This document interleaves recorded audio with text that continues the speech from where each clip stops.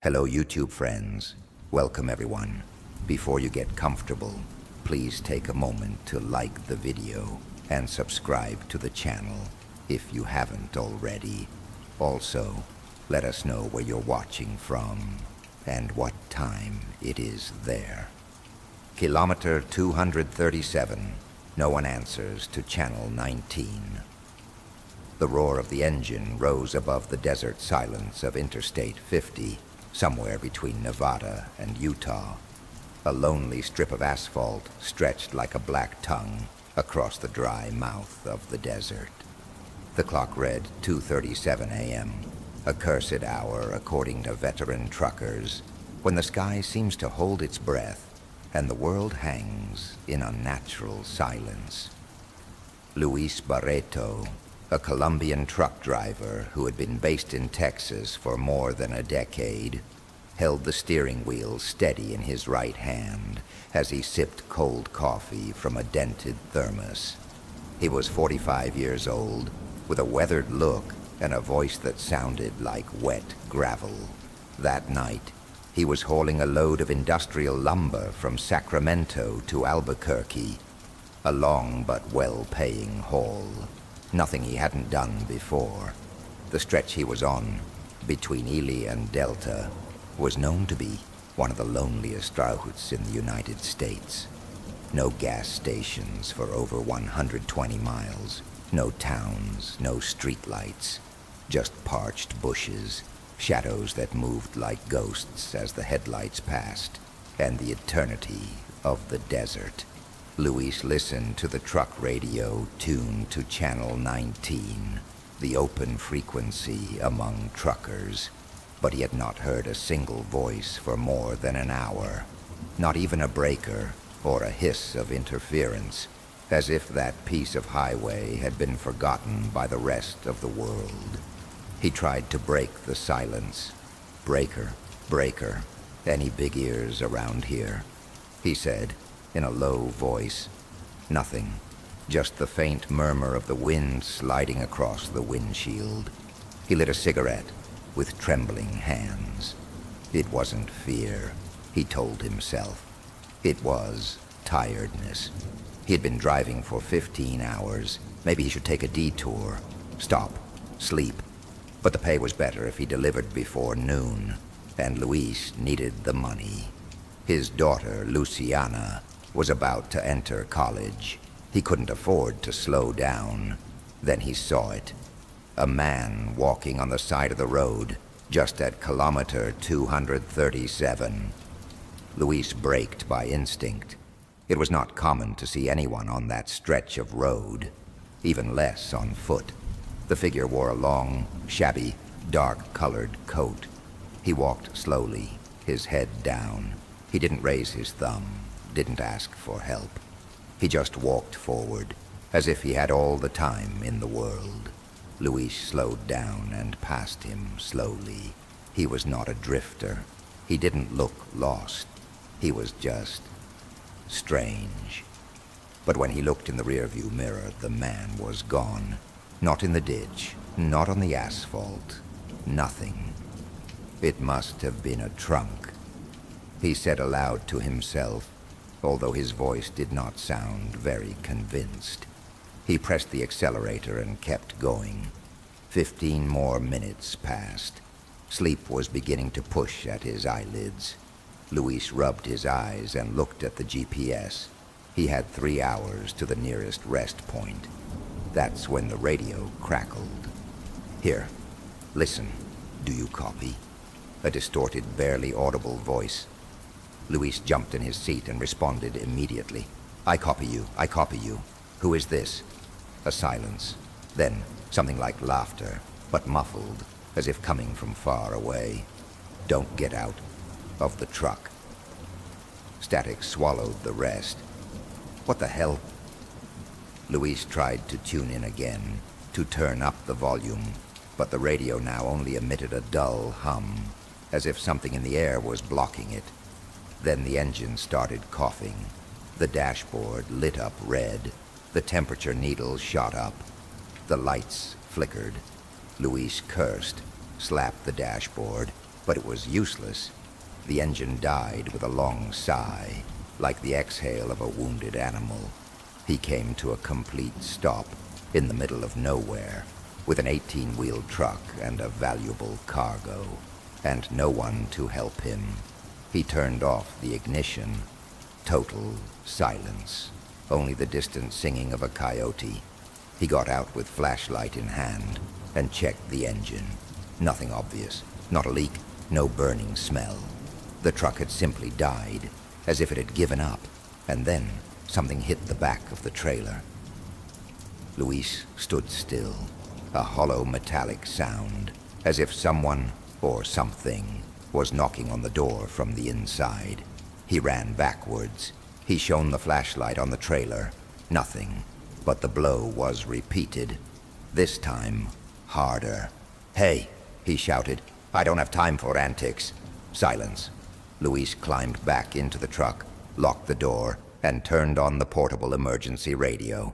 Again, channel 19. "Luis," said the radio with a familiar female voice. His blood froze. "Luciana," he whispered, but his daughter was in Texas, asleep, surely. "Don't open the door, Dad," said the voice. What is this?" Luis fell back in his seat. "Don't open, for anything in the world." And then the radio burst into high-pitched, screeching laughter, impossible to describe. At that instant, the truck's door handle moved. Luis looked at her in horror. Someone was trying to get in. The handle jerked hard, then blows 3, 4, 5, like punches against the door. Luis took his knife from the side compartment and took a deep breath. But then they stopped. A whisper. Something called her name from the other side of the door. It was not her daughter's voice, nor human. It was as if something had learned her name, as if it was repeating it with curiosity and hunger. The cold enveloped him. The flashlight began to flicker, and then in the distance, some lights came on. A truck was approaching. Luis jumped on the horn. He honked to again and again. He shouted. He moved the lights. The truck passed without stopping, as if I didn't see him, as if he didn't exist.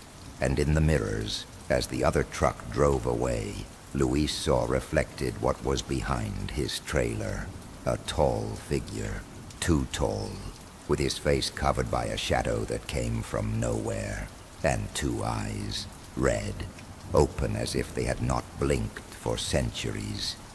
Luis froze, and then the creature smiled. Luis Barreto did not know how long he remained motionless in front of the steering wheel, his eyes glued to the rear-view mirror, watching the figure that seemed to blur in the shadows of the desert. The smile of that thing, because he could no longer call it a person, was too wide, unnatural. It stretched as if its face had been ripped from ear to ear, and the eyes, they shone with a light that no headlights reflected. But when he blinked, the figure was gone. Only the trailer, the dirty wheels, and the closed night, immense, swallowing all sound. Luis grabbed the radio again with trembling hands. "Breaker. Breaker. Does anyone copy? This is Tiger. I repeat, this is Tiger. Truck stopped at kilometer 237. I need urgent assistance. Static only. Not even interference. Not a whisper." Channel 19 was still as mute as the road. Luis thought about going out again, checking the trailer. Maybe someone had snuck into the cargo. Maybe a vagrant, a drug addict, a madman. But the image of the tall figure, his eyes and that smile, stopped him. He wasn't human. He couldn't be. He pulled out his cell phone. No signal. That wasn't unusual either. That area was known for its dead zones, places where the phone became an expensive paperweight. He cursed under his breath. He knew no one would come. No one would answer. He was alone. He put his hands back on the steering wheel. He wanted to start again.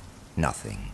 The engine roared faintly, as if something had been drained out of it, as if the soul of the truck, if that was possible, had been sucked out.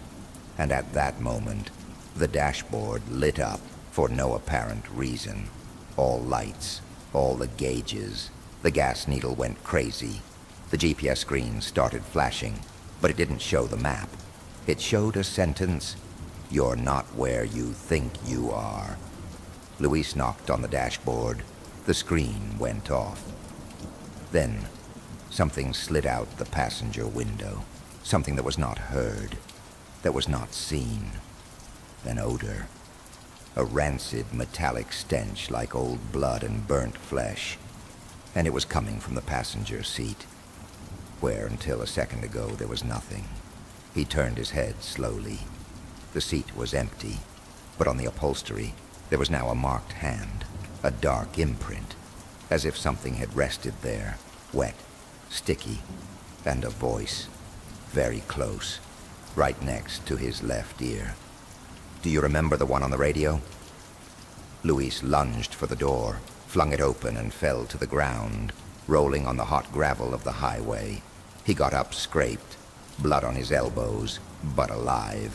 He ran toward the trailer without looking back and hid under the trailer. From there, breathing heavily, he saw something move inside the cabin. A silhouette, slim, tall, with arms too long. Something was now sitting where he had been seconds ago. And his truck, his companion for so many trips, started by itself. The engine came to life. The lights came on. The horn sounded once, then another. But it wasn't his horn. It was deeper, more guttural, like the bellowing of a mechanical animal. The truck began to move slowly, moving without a driver down the highway. Luis ran in desperation. He came out of hiding and shouted, "Hey, that's not possible. Get off my truck." But the truck did not stop. And as he walked away, the radio inside the cabin burst into laughter. Multiple, mixed, like a chorus of children and old people laughing at the same time. Laughter that came from no human throat. Luis fell to his knees in the middle of the asphalt. The darkness became absolute after the disappearance of the headlights. The loneliness thickened, and then he heard another engine. Different, old, a familiar sound, but slower, more draggy, like a 1970s diesel engine, with free exhaust and dying spark plugs. Out of nowhere, a truck appeared in the distance, a rusty mass, painted a faded red by the years. It approached without haste, as if it were floating instead of rolling. Luis signaled. He waved his arms. "Hey, I need help." The truck slowed down a few meters away. The windshield was covered by a thick film of dust and dirt. The driver was not visible. Luis approached slowly, hesitating. Something in the air oppressed him, a feeling sticky, like when you walk into a room where someone has cried too much. He put one foot up on the passenger side running board. He knocked on the door. "Hello? Can you help me? My truck is gone. I mean, they took it away. I don't know how to say it." Nothing. He struck again, and suddenly the window lowered by itself. An intense cold hit him in the face, and then he saw the driver. It was him, Luis, older, emaciated, with a long beard, sunken eyes, as if he hadn't slept in years, and worst of all, no pupils, just two white, opaque circles. "You handled it once, didn't you?" said the figure in his distorted voice. Luis stepped back. "What are you?" "I'm what comes when no one else answers," said the figure, and held out his hand. "If you go up, maybe you'll come back. Maybe you won't. But at least you won't die here." Luis shook his head, turned and ran into the darkness. He walked for hours. The highway seemed endless. No more vehicles were passing. There were no signs, no cicada noises, no animals, no wind. Just absolute silence, which became heavier as the minutes passed. Then he saw a motel in the middle of nowhere, no cars in the parking lot, with a flashing sign, VICANCY. Luis entered, driven more by panic than logic. The interior was old. It smelled musty wallpaper. At the counter was a bald man, wearing black glasses, reading a yellowed newspaper. "Do you have rooms?" Luis asked. The man looked up. He smiled, but his mouth had no teeth. "Of course, Mr. Barreto, the same as always. How do you know my name?" The man did not answer. He handed him a rusty key with a hand-engraved number, 13. Luis went upstairs, opened the door, and turned on the light. In the room there was a bed, an old television, and a radio on, tuned to channel 19. A voice came out of her, familiar. "Luis, are you still there?" "Luciana?" She whispered, not understanding.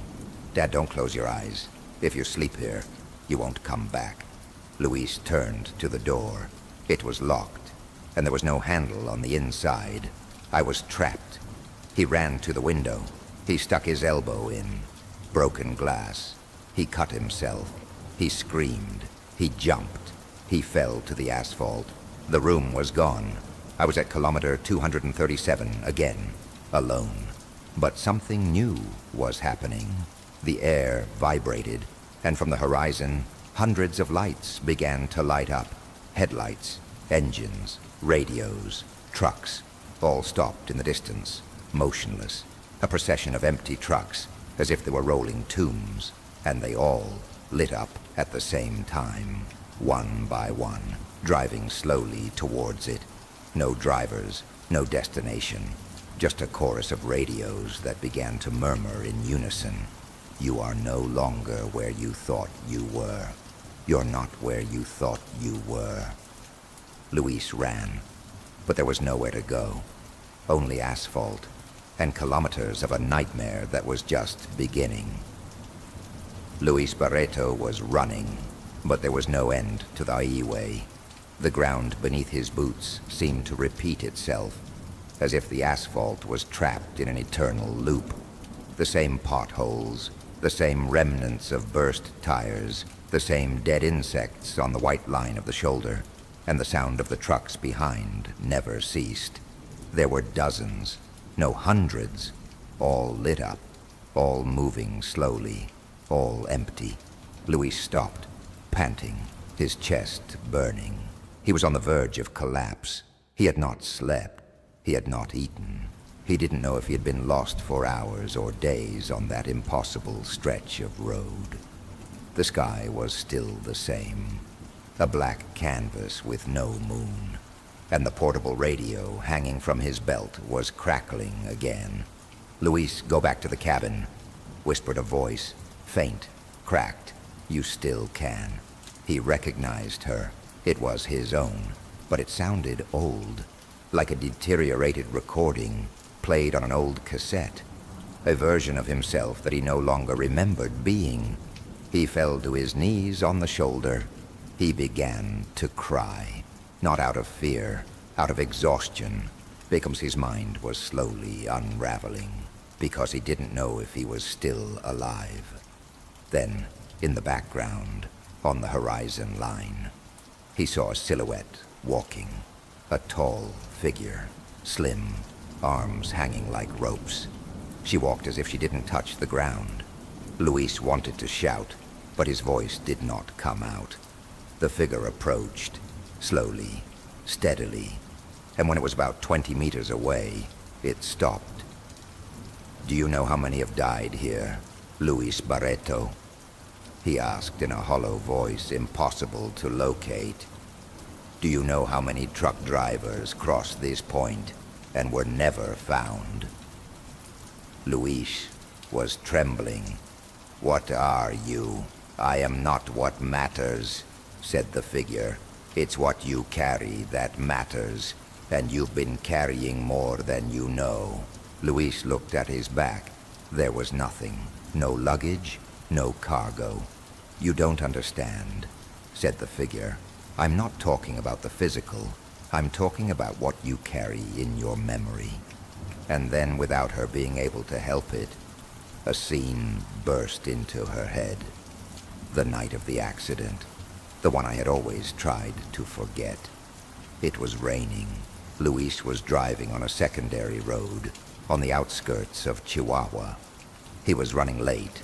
He was accelerating. The windshield was barely visible. On a sharp curve, something crossed the road. A glow. 2 eyes. Crash. The body of a young man flew through the air and was trapped under the rear axle of the trailer. Luis climbed down. It was raining. The boy was still breathing, gasping, his spine broken. He was mumbling something. Tell Mom. Tell her I tried. Luis did not call 911. He had no papers in order. He was drunk. He dragged him into the bush and covered him with branches, and he left. He got back behind the wheel. He kept driving. He never spoke about it again. The figure in front of him nodded slowly. That was the day you entered kilometer 237. You didn't know it, but from then on, your route was different. I didn't do it on purpose. It was an accident, Luis shouted. Of course they do. Nobody does it on purpose. But when you kill along the way, you're marked. The figure dissolved into shadows, and the sky changed. The night disappeared like a torn curtain. Dawn filtered in. The road appeared clear. The sun hit his face. Luis woke up. He was inside his truck. It was all a dream. The radio was on, playing country music. He looked around. He was parked in a rest area. There were other truckers nearby. One was drinking coffee from a thermos. Another was cleaning the windshield of his trailer. Luis sighed. God, what a nightmare, he said to himself. He started the engine. It was running well. The GPS screen showed his exact position, kilometer 236. He smiled. He started up. He entered the highway. But after 5 minutes, the radio changed station by itself, and a childish voice whispered, "Now you're just going to keep driving like it's nothing." Luis paled. The road again stretched more than usual. The GPS started to blink. Kilometer 237, Kilometer 237, Kilometer 237, Kilometer 237, and then the same boy from the accident appeared again in the middle of the road, smiling. Luis stepped on the brakes. Too late. The blow was sharp, violent, but this time when he came down, there was no body, just a backpack and a letter. The same letter the boy had in his pocket that night. Luis opened it with trembling hands. It said, "Dad, if you read this, it's because you finally stopped." Luis screamed. He collapsed. He fell onto the road. The radio burst into static.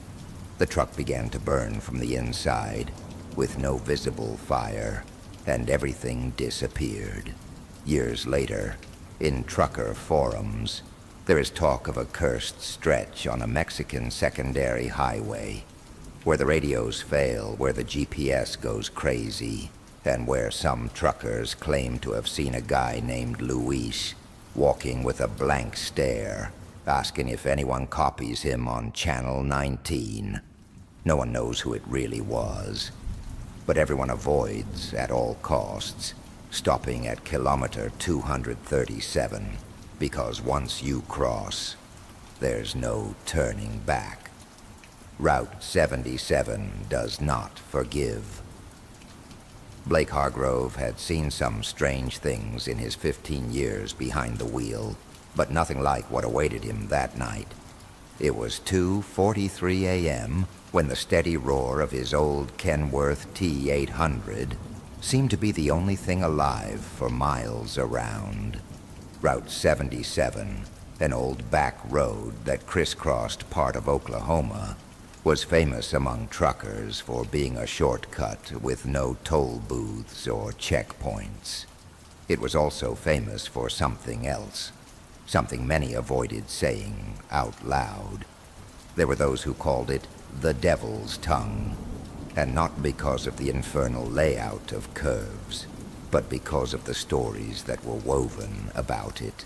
Disappearances, voices on the radio, lights that had no source, and trucks that never arrived. But Blake was not superstitious. Not after being divorced 3 times and still paying pensions.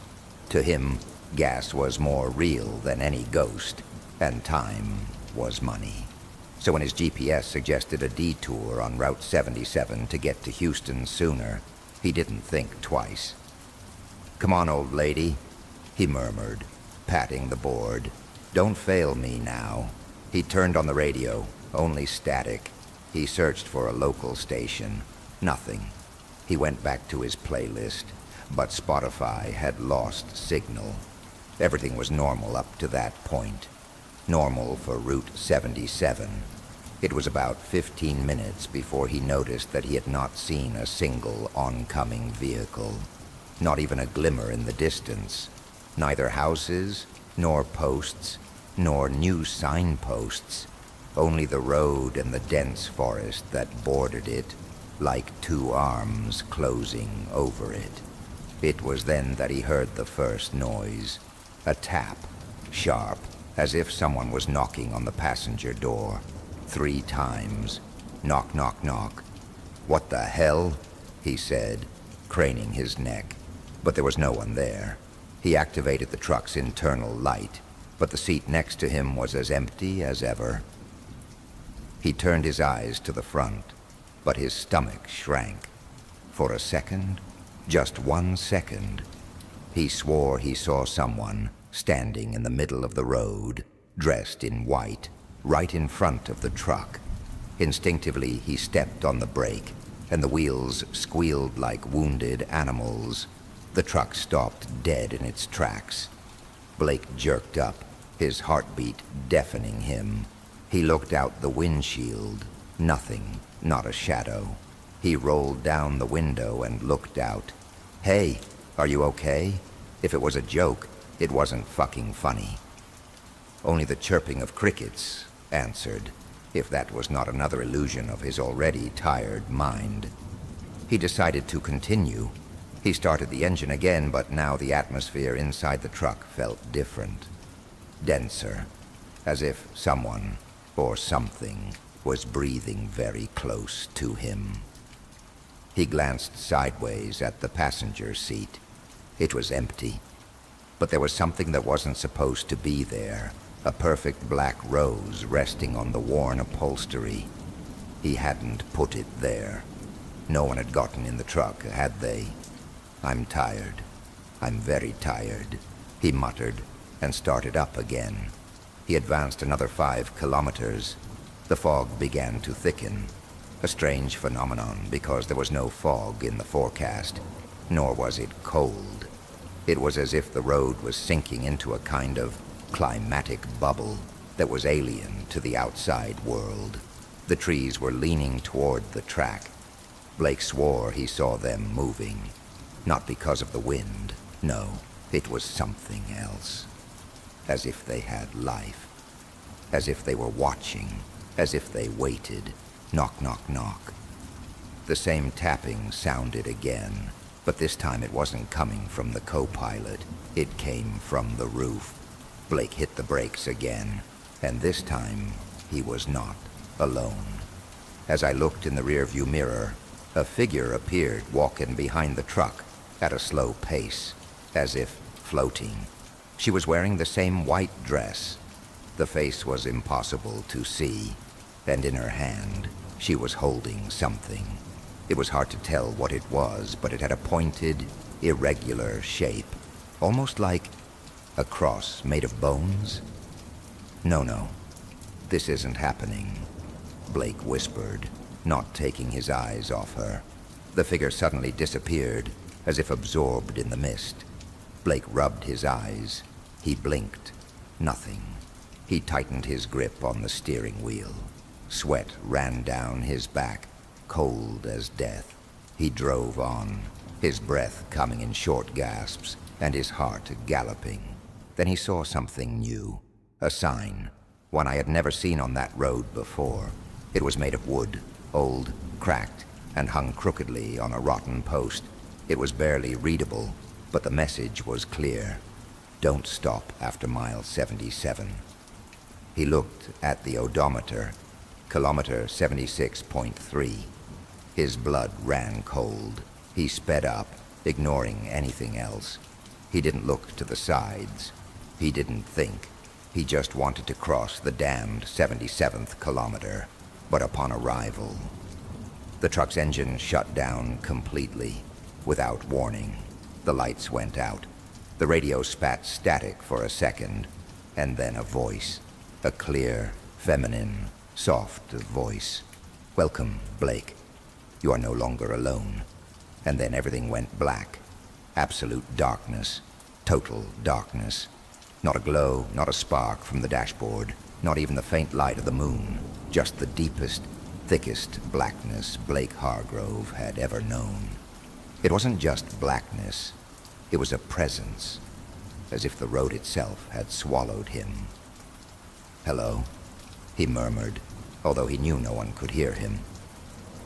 The cab of the truck felt smaller now. The silence was a long scream, and the absence of the engine was like a heart without a beat. He looked around with his eyes wide open, but he couldn't even see his own hands. Everything was dead. Even the watch on his wrist had stopped telling time. Come on, ya fucking machine, turn it on, he pleaded, turning the key over and over again. Nothing. Then, without warning, the radio turned itself on. First, a buzzing sound, as if someone was turning the dial looking for a frequency. Then, distorted voices, distant murmurs that did not seem to belong to any known station. They sounded ancient, like something out of a 19th century wax cylinder recording. Childish giggles, shuffling footsteps, a woman sobbing, and then a clear sentence, spoken in a male voice that was not quite human. Blake Hargrove, date of entry, May 13th, destination, burial. Blake froze. What the hell is this? The engine tried to start on its own. It coughed, groaned, and started. But when I looked out the windshield, I was no longer on Route 77, not as I knew it. The trees had disappeared. It was now surrounded by stone walls with symbols carved into them, like ancient runes. The road was still a straight line, but it seemed to be suspended in the middle of nowhere. The sky was a purple mass without stars, crossed by shadows that moved with no definite shape. And the truck, it moved by itself. Blake's hands were not on the steering wheel. He tried to take control, but his arms were unresponsive. They were stiff, as if something invisible was holding him down. The steering wheel turned by itself. The engine roared. Though he didn't step on the accelerator, the radio spoke again. Every driver has one last trip. Yours has begun. Don't struggle. Don't stop, Blake screamed. He struggled to move his arms. Finally, with a superhuman effort, he managed to grab the handbrake.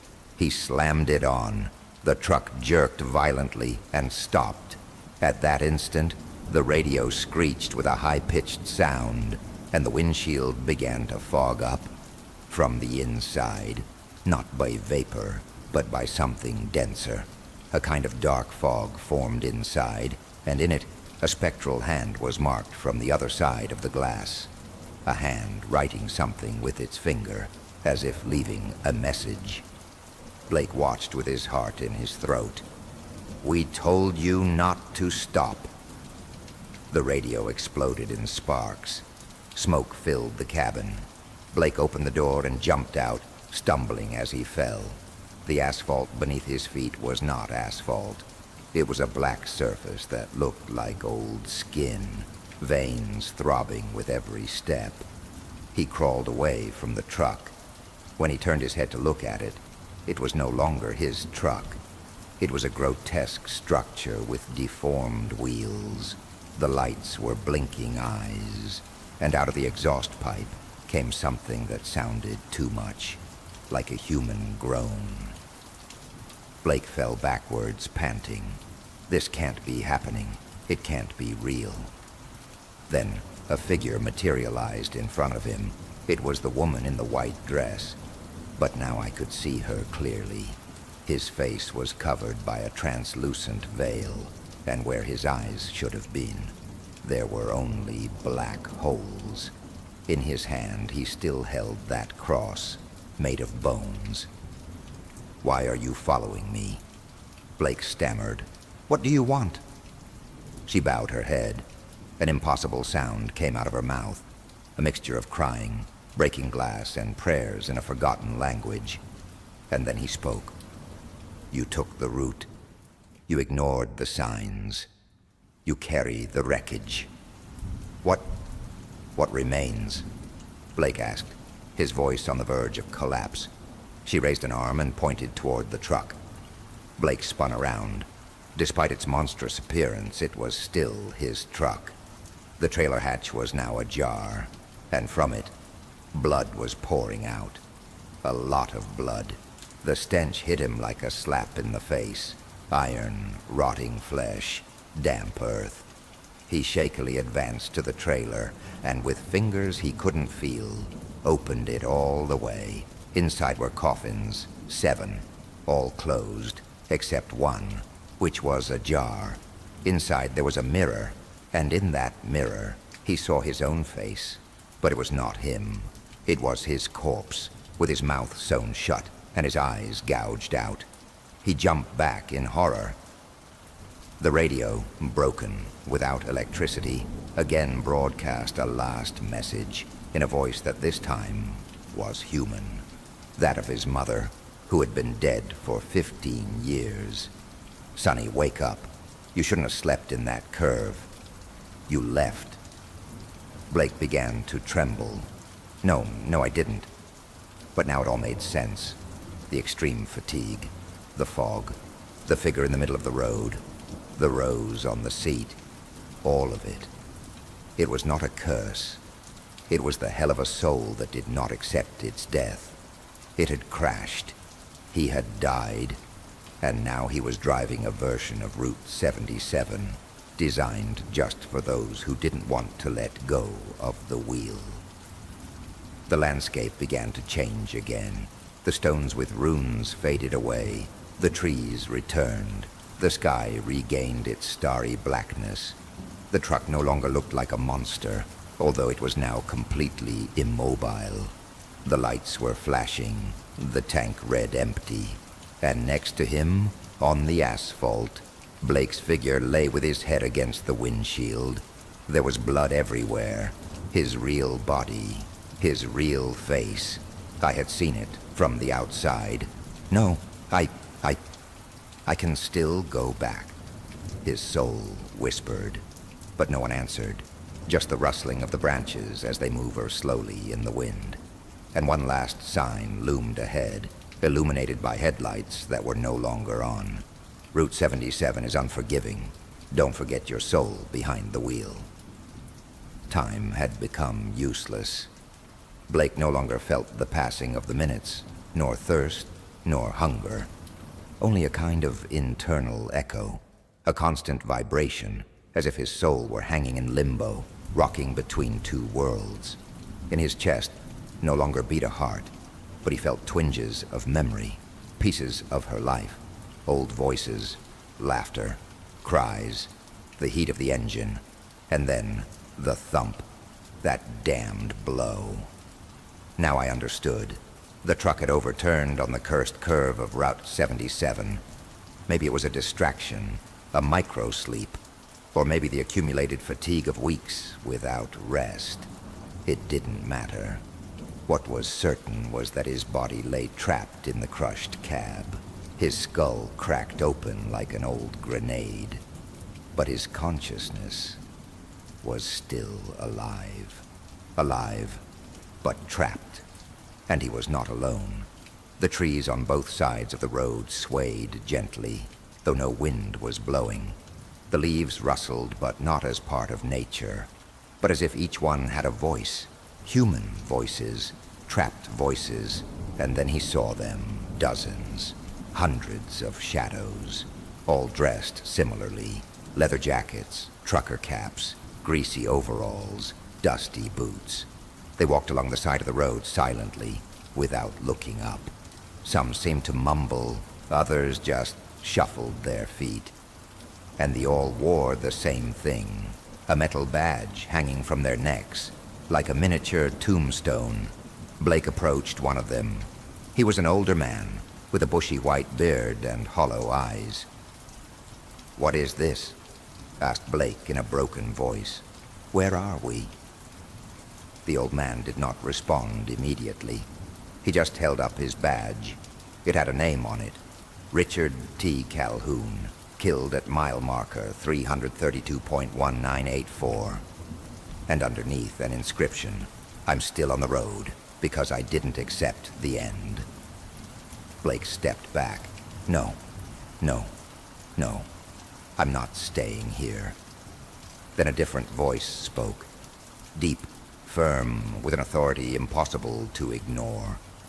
"You're here, Blake Hargrove. It's too late to change your route." The figure rising in front of him was not a shadow. It was something else. He was dressed like a traffic inspector, with an impeccable uniform and a notepad in his hand. But his face was featureless, just smooth skin, like melted wax, with a couple of slits for eyes. The inspector flipped through his notebook. Fatal accident, curve of death. Time of accident, 3:17 a.m. Cause, fatigue and distraction. Load, coffins for municipal cemetery. Condition of driver, deceased. Condition of the soul, unhappy. Blake shook his head in despair. "Number not yet. I'm not ready yet. I have unfinished business. My sister, my house, my life."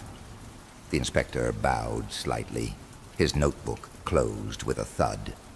"Your sister will visit your grave tomorrow. She will weep. She will light a candle. But you will no longer be there." "What the hell are you? A guide, a collector, a spiritual toll. Call me what you will. I don't condemn you. You did when you clung to the steering wheel after impact." The ground began to shake.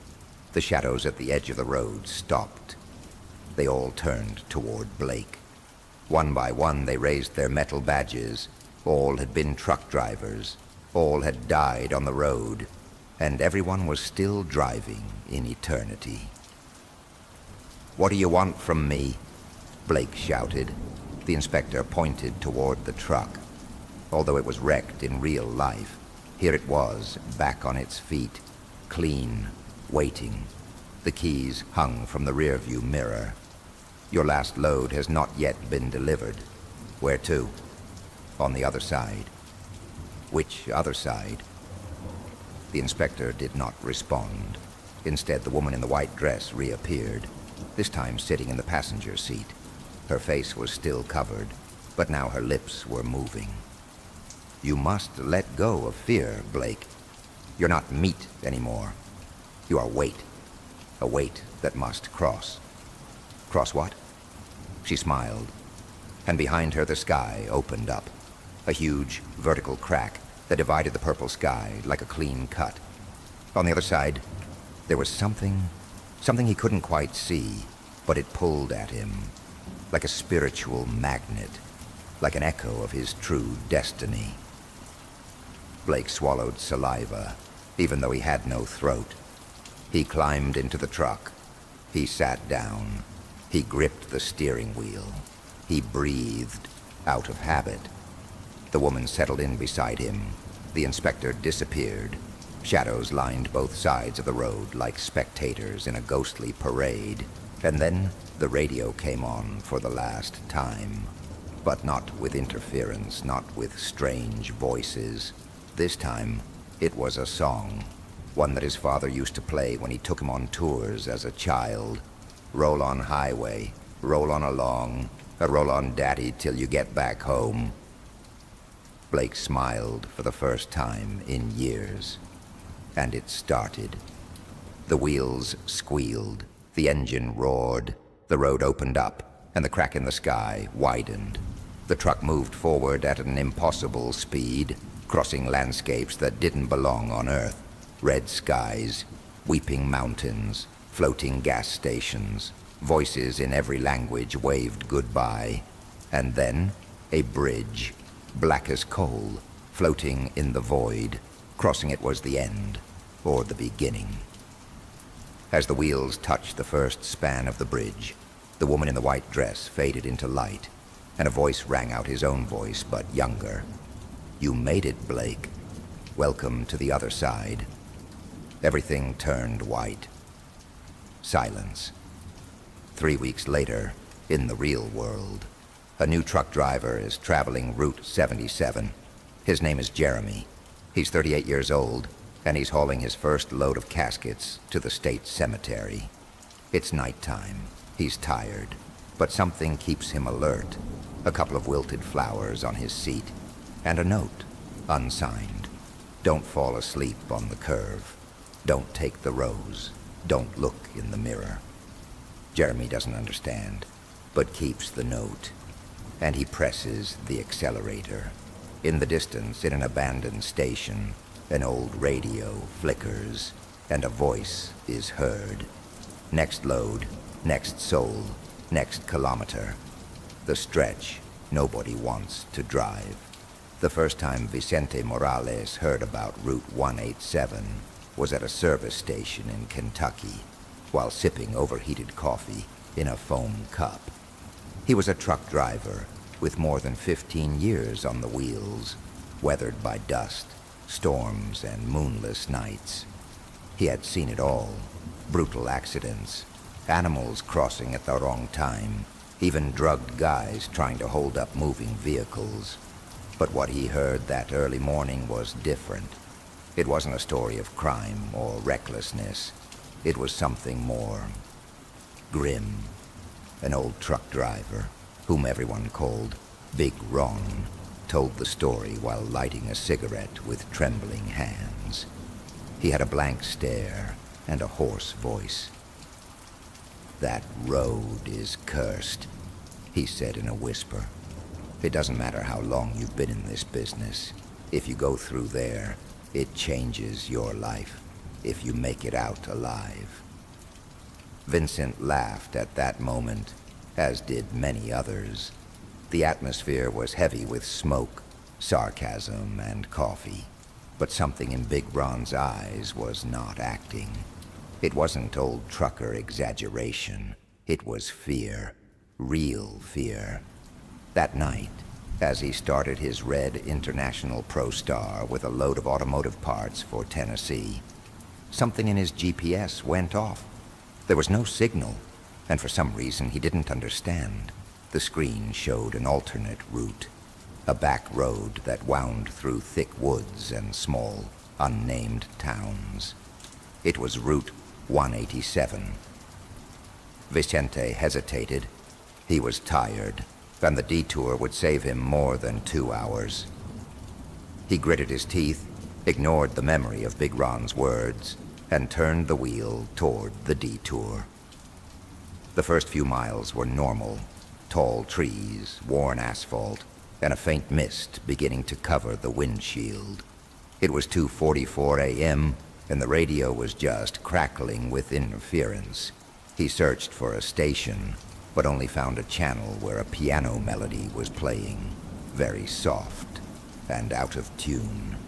He changed stations, but the same piano was playing on each one, louder, more discordant notes, as if someone was playing it with the wrong fingers. A shiver ran down his spine. "Bah, nonsense," he muttered. "Kilometer 23. The haze thickened. The right headlight on his truck began to flicker. It didn't worry him at first. He knew that headlight had been acting up for days, but then both bulbs began to go out, slowly, as if something was sucking them out from the inside. The road was still black, empty, with no light posts or signs. When his truck was completely dark for a few seconds, Vicente slammed on the brakes and slowed down. There was no way to drive without vision. He was thinking of stopping and checking the headlights when he saw it. A figure in the middle of the road, one man, standing still, with his back turned. He was wearing what appeared to be a trucker's uniform, but older, more worn. He had a cap tilted to one side and didn't move. Vicente honked the horn. Nothing. He knocked again, louder. The figure turned around, but it had no face, only a kind of black mask, like dried soot, that covered his whole head. Then he began to walk slowly toward the truck, but not from the front. It was walking along the side, as if it knew exactly where the driver's door was. Vicente, with his heart pounding in his chest, stepped on the accelerator, but the truck was not responding, as if it had been turned off. The figure was still approaching. He heard a knock at the window. He didn't know how, but something, or someone, had gotten there. I didn't want to look, but he did. A cadaverous face, with sunken eyes and a mouth stitched with rusty wires, watched him from the other side of the glass. He was breathing heavily, fogging the glass. Vincent shouted and turned the key. Once, twice, 3 times. The engine roared to life all at once. The lights came on. The figure disappeared. He accelerated to full throttle. He did not look back. The radio went static again. Kilometer 37. The air inside the truck was unbreathable. A smell of rotting meat invaded the cabin. Vincent thought that maybe some animal had died near the engine, but the stench was too human. That's when he saw the rearview mirrors. In each of them on both sides, there were figures sitting on the fuel tanks, like stowaways from hell. One of them was the same man with the stitched face. The other was a woman without eyes, smiling with a deformed grimace. They're not there, they're not there. Vincent repeated, looking straight ahead. But then he heard the clattering on the cabin roof. Knock, knock, knock. Someone was walking on his truck. He stepped on the brake, turned the steering wheel. The truck swerved, almost ran off the road. A tree suddenly came across the road. He made an emergency brake. Total silence. Just the distant hum of the engine. Vicente breathed heavily. Whispers of Laurel Hill. As soon as he touched it, a dull click echoed from within, and the door creaked open on its own, slow, as if breathing a sigh of relief after a century of waiting. Inside, the air was thick, stale, and smelled of wet earth and old meat. The flashlight flickered once, then again. Sam descended the 5 steps into a small chamber, the size of a monastic cell. On the walls, engraved by hand with a crude instrument, were Latin phrases, some worn, some crisp. Non loquantur, nec videant, nec meminarint. They shall not speak, they shall not see, they shall not remember. In the center of the room, on a granite pedestal, was a sealed glass box. Inside, a face covered by a black veil. The body was too well preserved to be more than a century old. The skin, grayish, looked like it was made of wax, but Sam knew in his marrow that it was human, real, breathing. He recoiled, horrified, but then the door slammed shut. The flashlight died. Only the faint glow coming from the glass box illuminated the place. In the dead silence, Sam heard a murmur. It wasn't coming from outside. It was coming from inside his head. Tell them not to forget me. The voice was feminine, soft, almost a whisper, but it was not hers. Sam screamed, pounded on the door, until his knuckles bled. Finally, after what seemed like an hour of darkness, the door opened on its own. The cool evening air rushed in. Sam staggered out, not looking back, not closing the door. That night, dreams possessed him. He dreamed of a convent in flames, of nuns gouging out their eyes and sewing their mouths shut. He dreamed of a cross dripping blood upside down, of children crying ashes, and of the woman in the coffin, standing by his bedside, staring at him facelessly. He woke up screaming, but the worst thing was that in his mouth there was ash. For the next few days, Sam tried to convince himself that it had been a hallucination, but every time he slept, the woman came back, closer and closer. In the third dream, she spoke.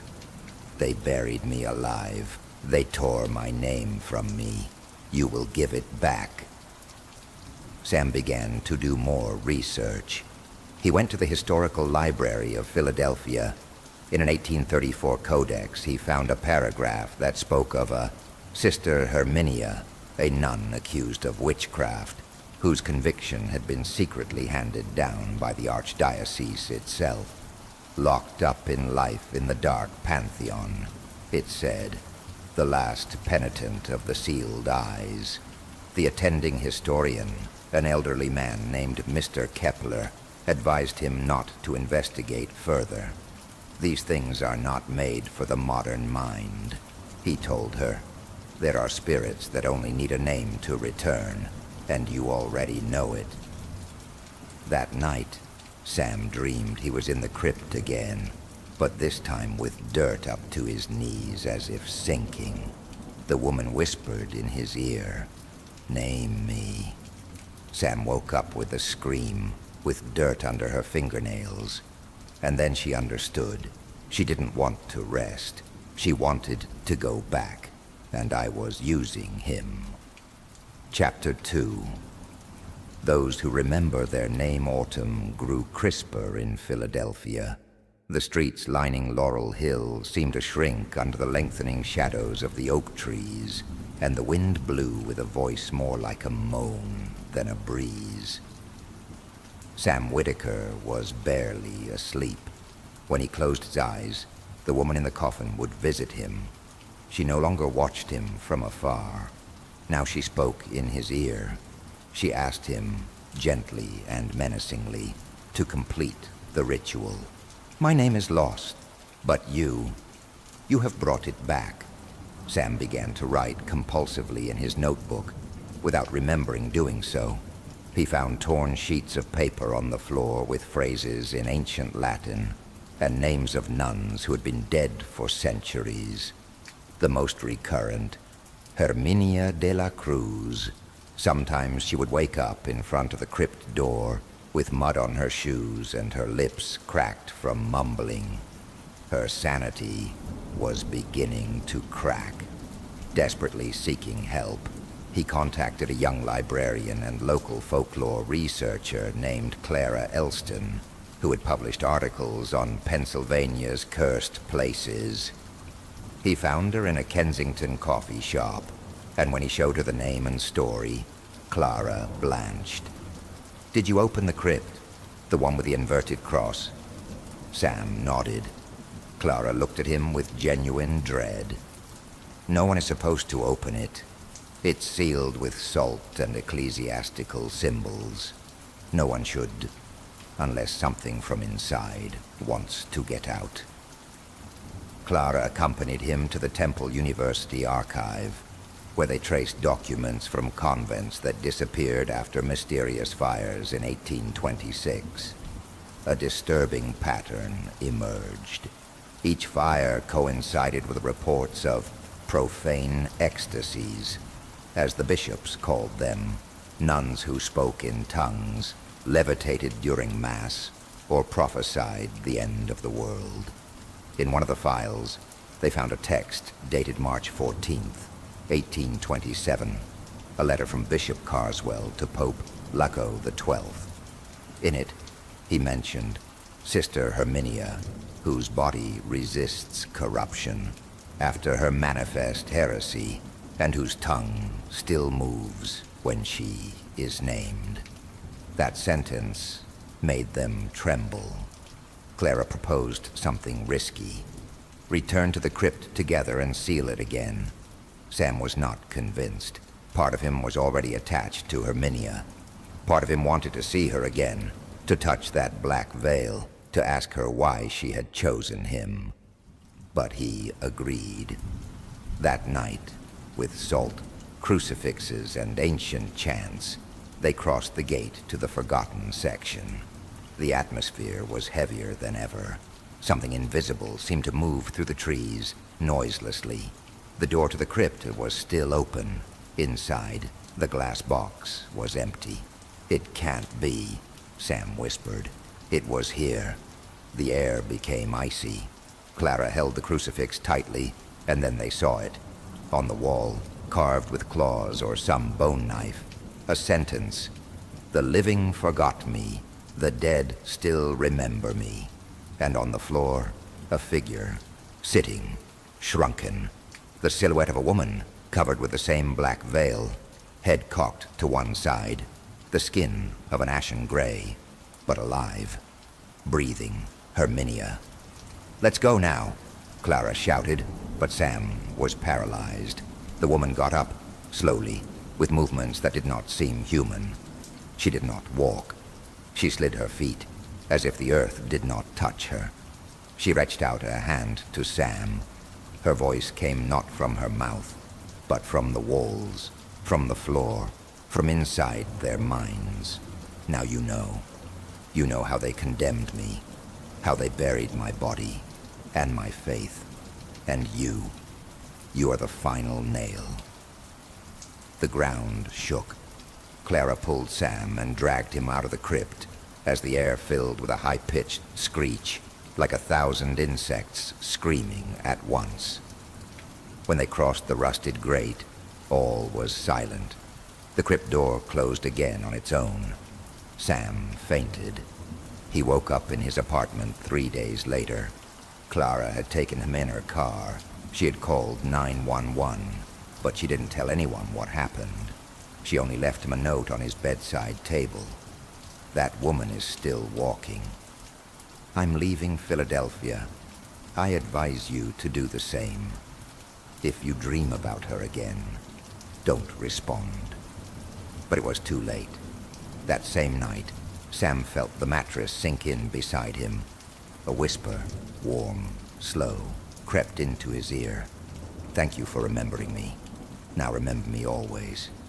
And when he lit the lamp, he saw written on the wall, in ash, "Those who remember my name can never forget it." Herminia's face was in the mirror. She was smiling. Chapter 3.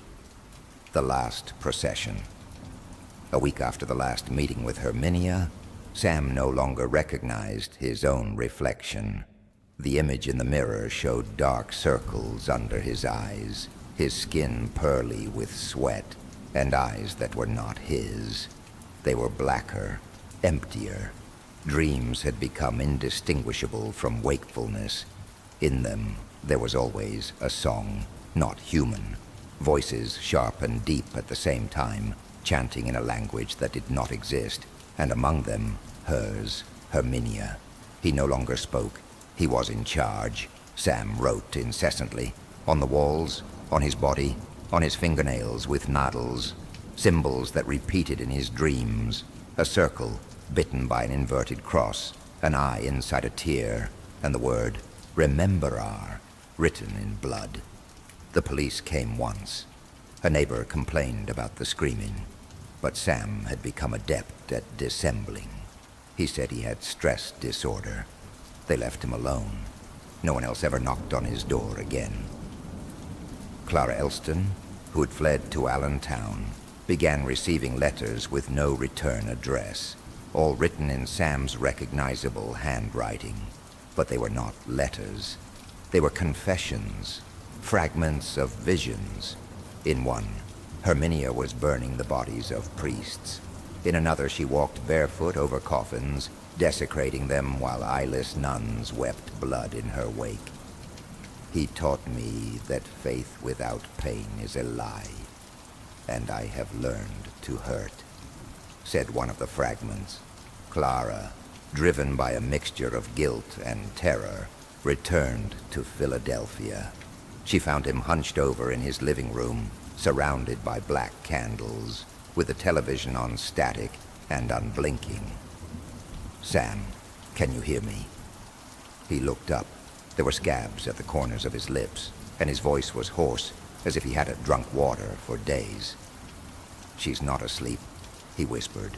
"She's awake, Clara, walking this way, with me, behind you, always behind you."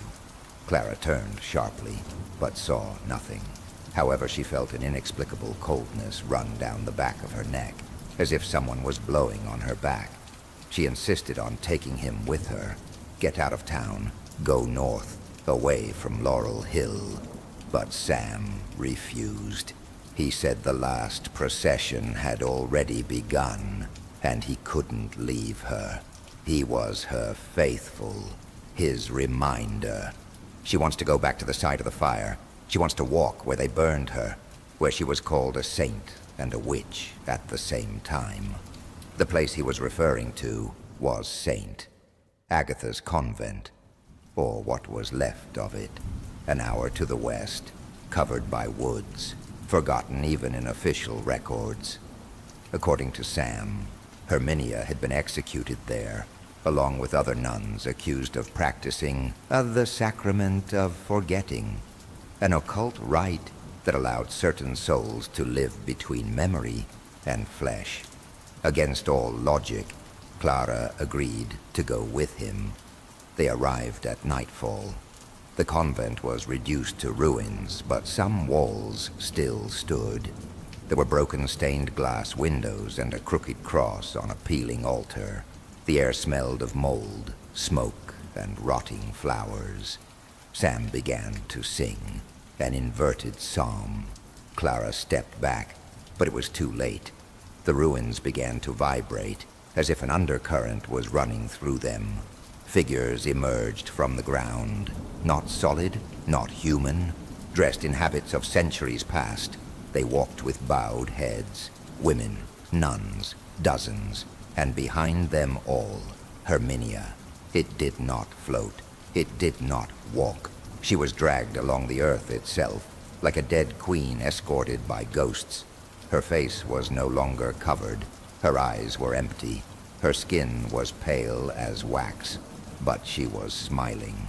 "Sam," Clara shouted, "don't follow her," but he could no longer hear her. He took Herminia's hand, and together they entered the heart of the convent. What happened next, Clara could never explain. An explosion of darkness enveloped the building. The night swallowed everything. When she opened her eyes, she was alone, lying on the road, covered in dirt and her ears bleeding. The convent, it was gone. There was only bare ground. The police didn't believe him. Neither did the psychiatrists. She was admitted to a hospital for dissociative disorder. She spent 6 months there with no visitors, until a nurse one morning left an envelope under her pillow. It was unstamped. Inside was a photo. It was an old portrait, blackened. A procession of nuns. In front, one of them, Herminia. Next to her, a man with sunken eyes, dressed in black. Clara recognized that face. That was Sam. And behind, in the shadows, something else followed them, something faceless, something that Clara still, to this day, swears she sees every time she turns off the light. The note on the back of the photo read, "Those who remember never die." And you already remember her, Clara. She will come for you too. It had been more than 20 years since Mark Weston last set foot in the town of Blue Ridge, a forgotten spot in the thicket of the Pennsylvania Appalachians. Since his grandmother died, There was no family left in the old log cabin at the end of the dirt road, just beyond the woods that bordered the hill. The only reason he had returned was because his mother, before she died, left him a letter. In it, a clumsily written but urgently charged sentence read, "Don't let the well stay open. Seal the lid with salt and nails. Don't listen to her." Mark thought it was a delusion, a senile superstition. His mother had been on medication, and the cancer that consumed her had also robbed her of lucidity. But something in that letter brought him back. Something she couldn't name, a pang in her stomach, an echo that wouldn't quiet. So she took a week off from work, loaded her car with tools, flashlights, and a few basic supplies, and drove into the woods like someone crossing a border she didn't want to look twice at. Blue Ridge did not appear on Google Maps. The signal cut out several miles before he got there. The only thing guiding him was an old hand-drawn map from his mother, where she had noted in red ink a dot that read simply, "The Well."